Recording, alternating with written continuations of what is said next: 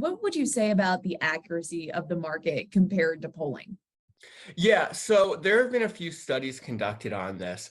And one thing I'll just say is that polling, and we've seen, is all over the place.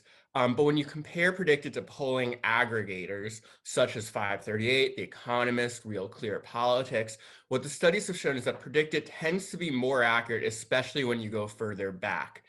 When you get closer to the election, they tend to be a little bit closer to each other in terms of accuracy. Now, part of this, keep in mind, is that when you take a polling aggregator, it's just taking in the state of the race where it is now. But predicted traders are processing information, and they're trying to forecast what things are going to be like on election day. So, in Georgia, for example, when the news about Herschel Walker broke, his recent scandal, the polling aggregators, of course, they couldn't move right away because they have to wait for polling to come in. Predicted moved 10 cents that night, because as the information was coming in, people were making predictions on how it would impact the race in the future. One thing that your business partner talked about in a previous interview too was about the wisdom of the crowds and accurate forecasts. Could you talk a little bit more about that? Yeah, so one of the things that studies have found is that when you get thousands of people predicting an outcome, they actually tend to be pretty close on average to getting it right.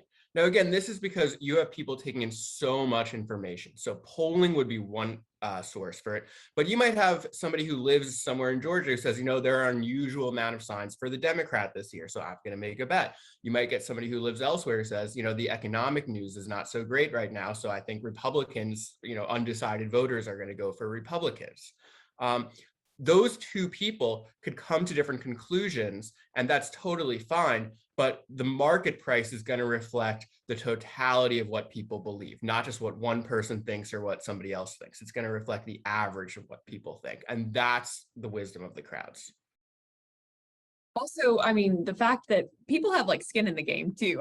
They're betting money. Do you think that also increases the chances that there's more research being done on this? And so could you talk more? 100%. Yeah, another thing that we found that studies have shown is that when people have skin in the game, they tend to do more research and to make more reasoned opinions. If hypothetically speaking, if I'm a Democrat, right, and I think Democrats are going to win everything, I'm going to lose money on PredictIt because that would be a terrible way to try and forecast events in the future. So I would have to look past my own biases to try and make reasoned assumptions about, how different information is going to impact elections, not just how a hardened partisan would see things or somebody who, maybe wants an outcome to happen would see things. What races off the top of your head have, traders basically predicted how it's going to turn out? They were accurate on their forecasting. One race off the top of my head that I would keep in mind is the 2016 election, when a lot of forecasters were saying that, this was a 1% chance for Trump, a 5% chance, really low odds. Predicted traders had it closer to 30%. So predicted traders were much closer to getting the eventual outcome right than other people. I will also say that in a recent election in Alaska, predicted traders were taking in information about how the ranked choice voting process would play out. And they rated the Democrat, who ended up winning under the ranked choice process, to have higher odds than a lot of people thought she would. New York City mayoral election, that's another good one, where a funny anecdote is that the New York City Department of Elections was actually reporting the wrong numbers.